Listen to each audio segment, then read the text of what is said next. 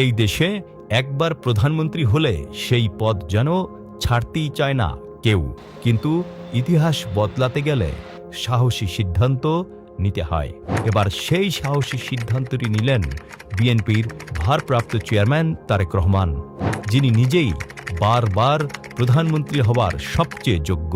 10 বছর মানে 2টি পূর্ণ মেয়াদের বেশি প্রধানমন্ত্রী থাকা যাবে না, এমন প্রস্তাবে সম্মত না হলে সবচেয়ে বেশি লাভবান হতেন তিনি তারেক রহমান নিজেই।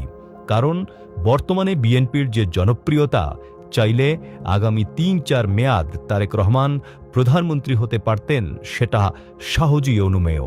কিন্তু সে পথের কথা চিন্তা করেননি তিনি, বরং দেশের ভবিষ্যৎ রাজনীতিকে নিয়মের মধ্যে আনতে নিজেই দিলেন ছাড়। এ সিদ্ধান্ত একদিকে সংস্কারের পথ খুলে দিল, অন্যদিকে দেখিয়ে দিল ক্ষমতার প্রতি নয়, দেশের প্রতি তারেক রহমানের দায়বদ্ধতা। এটাই কি উদারতা নয়, রাষ্ট্রনায়ক সুলভ আত্মসংযম নয়? তারেক রহমানের জন্য এটা এক ঐতিহাসিক ছাড়, এক অনন্য নজির।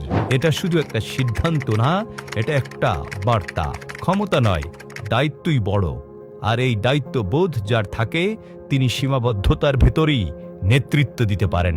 বাংলাদেশের রাজনীতিতে এমন সিদ্ধান্ত একটি যুগান্তকারী পদক্ষেপ।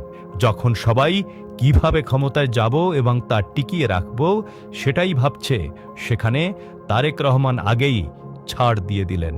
এজন্যই মানুষ বলতে শুরু করেছে, শুধু নেতা নয়, রাষ্ট্রনায়ক হয়ে উঠছেন তারেক রহমান।